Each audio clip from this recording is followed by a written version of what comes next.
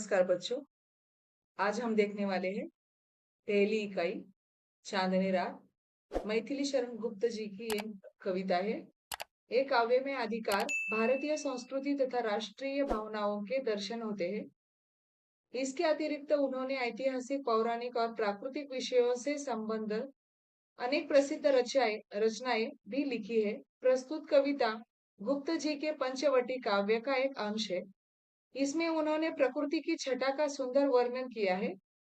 कवि ने अपने शब्दों में चांदनी रात का मनोहारी वर्णन चित्रित किया है। अभी हम कविता की जो पंक्तियां हैं वो देखेंगे। आप अच्छे से ध्यान दीजिए।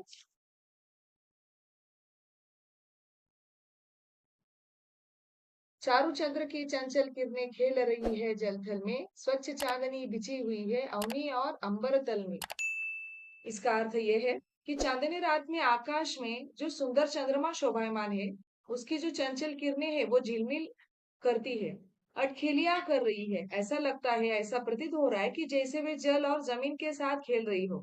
चंद्रमा का जो निर्मल प्रकाश है वो प्रकाश पृथ्वी पर और समूचे जो नभ है वो नभ मंडल में फैला हुआ है और वह उन्हें प्रकाशित कर रहा है। ऐसे मैथिली शरण गुप्त जी कह रहे हैं। आगे वो कह रहे हैं कि फूल प्रकट करती है धरती हरित तृणों की नौकों से, मानो झूम रहे हैं तरु भी मंद पवन के झोंकों से। तो इसका अर्थ ये है कि इस अवसर पर पृथ्वी अत्यंत प्रसन्न है। वह अपनी यह प्रसन्नता पृथ्वी पर उगी हुई जो हरी भरी घास है उनकी नौकों से प्रकट कर रही है। मंद मंद जो हवा है वो हवा के झोंकों से पेड़ पौधे भी झूम रहे हैं और ऐसा लगता है जैसे वे भी अपनी खुशी प्रकट कर रहे हो। ऐसा मैथिली शरण गुप्त जी को उन्होंने इस कविता में बताया है। आगे की पंक्तियां देखिए। क्या ही स्वच्छ चांदनी है यह, है क्या ही निस्तब्ध निशा, हे स्वच्छंद सुमंद गंध वह निरानंद है कौन दिशा। इसका अर्थ ये है, कवि चंद्रमा के स्वच्छ प्रकाश में निखरी हुई जो रात्रि है वो रात्रि का वर्णन करते हुए कहते हैं कि यह चांदनी गजब की निर्मल है और यह रात कितनी शांत है। कहीं किसी और कोई स्वर ही नहीं है, सर्वत्र मुक्त की रूप से मंद मंद जो सुगंध है वो व्याप्त है।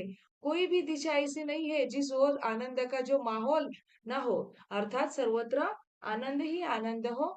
ऐसे मैथिली शरण गुप्त जी इस पंक्तियों में कहते हैं। आगे देखिए। बंद नहीं अब भी चलते हैं नियति नटी के कार्यकलाप, पर कितने एकांत भाव से, कितने शांत और चुपचाप। यहाँ पे उन्होंने बताया है स्वच्छंद का अर्थ है कि अपनी इच्छा के अनुसार जो अब सब काम करने वाला होता है उसे स्वच्छंद कहते हैं।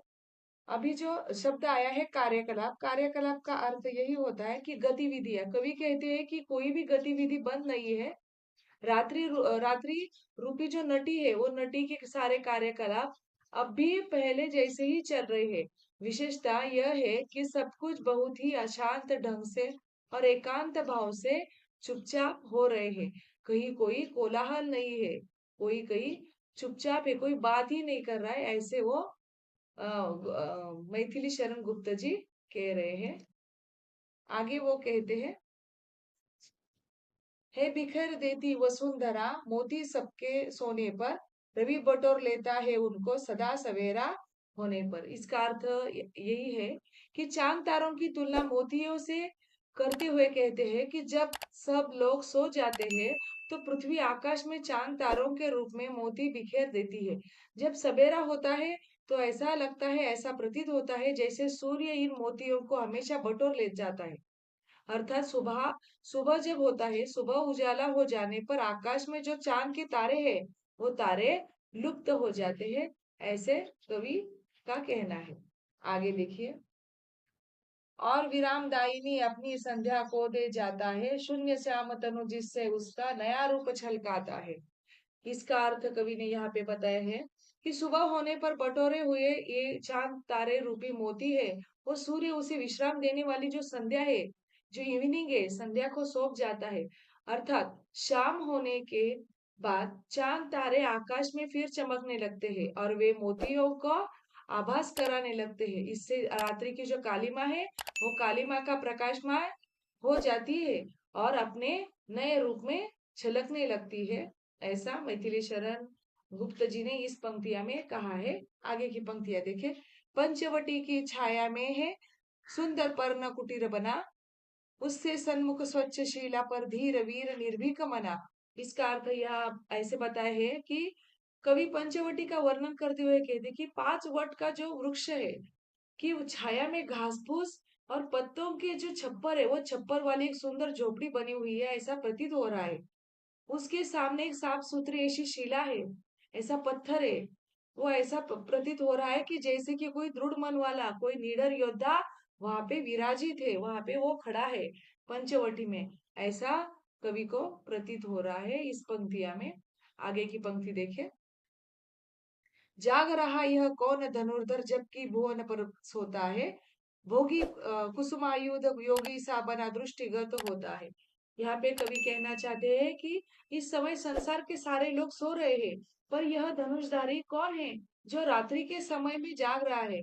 वे कहते हैं कि यह वीर ऐसा दिखाई पड़ रहा है कि भोग करने वाला कामदेव यहाँ योगी यानी जो गृहस्थ है वही कोई सन्यासी होगा, वो सन्यासी जैसा बना वो आशा दिखाई दे रहा है, ऐसे कवि ने या इस कविता में इस पंक्तिया में पूरा प्रतीत किया है।